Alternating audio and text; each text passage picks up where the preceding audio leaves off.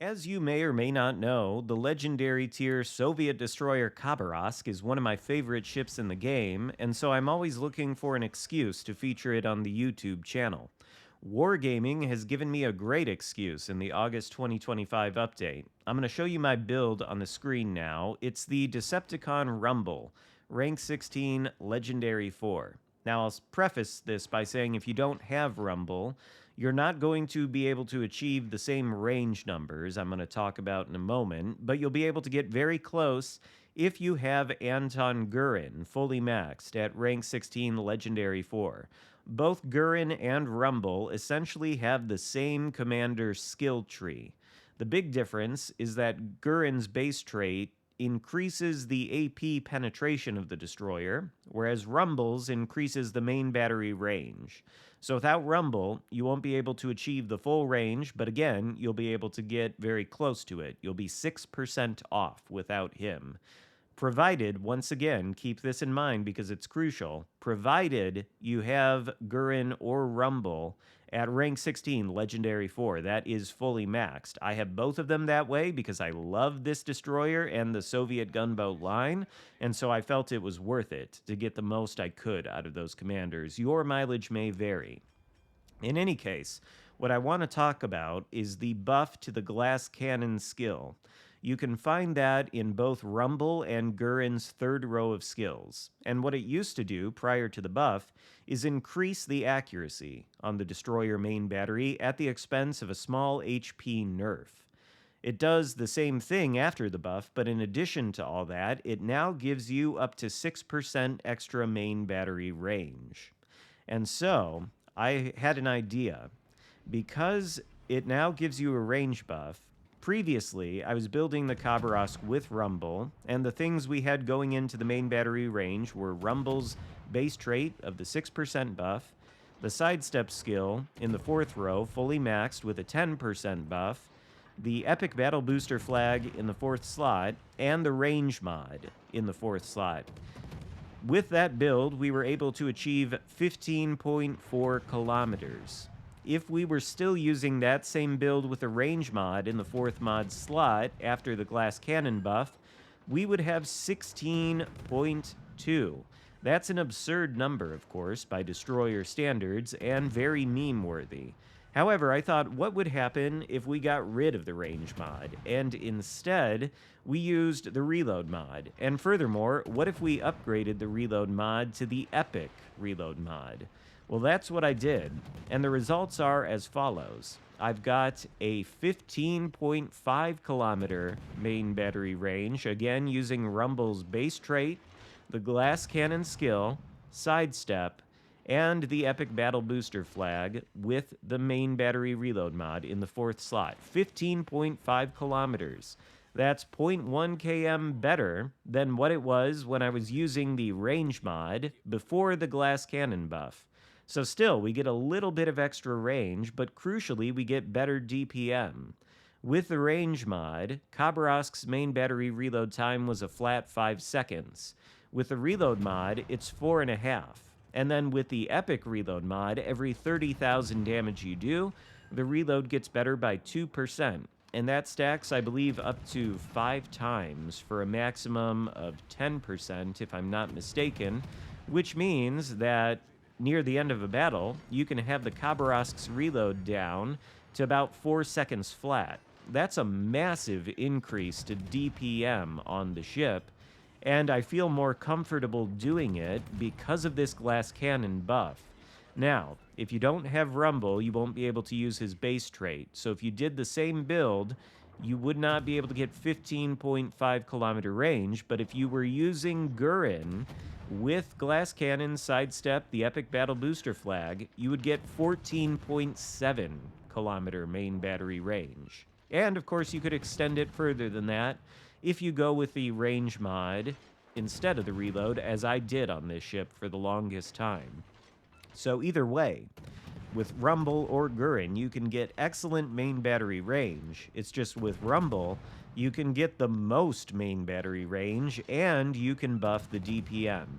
And that, of course, makes Khabarovsk even more effective at what it likes to do, which is basically play as a cruiser with no citadel, shooting HE at larger targets, kiting away from them, and all that kind of stuff. And I know there are people that have problems with that playstyle because the role of the destroyer is to take the capture circles and spot and counter enemy destroyers primarily. Khabarovsk is not exactly well suited to that with this build we have. After all, we've got 6.9 kilometer detect by sea. Isn't that a nice number? So every destroyer, including this gearing out here, is going to outspot us. But I found that if you play the Khabarovsk this way, a lot of times destroyers will shoot at you for no reason. They seem to think that you're a potato if you're sitting in open water shooting your main battery guns as a battleship, and without fail, unless they are somebody that's wise to the ways of this game, they will try to shoot at you, and it's always a mistake. The Khabarovsk can manhandle literally every destroyer at this tier with its main battery guns, as long as torpedoes don't come into the mix. The only destroyer that could probably give the Khaba a run for its money in a 1v1 gunfight is the Khaba. Other than that, everything, including the gearing, just melts to Khabarovsk. And of course, we're pretty tanky. Speaking of which, we should talk about the rest of my Rumble build here, because the glass cannon skill, while it does give you this extra range buff now of 6% max, it gives you also a 10% buff to Sigma, or shell grouping, and a 5% buff to dispersion. That's all good for the Khabarovsk and the Soviet destroyers generally, because the dispersion on these guns is fairly tragic. It certainly helps, especially with the improved DPM, to buff the dispersion or the accuracy. You land more shells where you want them to hit, and consequently you do more damage, and you do it faster with the main battery reload mod. But also, glass cannon nerfs the HP by 5%. Not exactly great if you're an open water gunboat that is baiting people to shoot at you and sometimes taking hits. However, I found you can mitigate the HP nerf if you do what I did in the inspiration slots. On Rumble, and of course this would work on Gurren as well, I've got the inspirations of William Sims for extra HP, and then Carlo Bergamini, the Italian destroyer commander. I think I talked about him in yesterday's video and called him Campione. His name is Bergamini. What he does is he reduces incoming damage to the destroyer from shells, torps, and bombs per 1% HP lost by up to 0.285% at rank 16 legendary 3.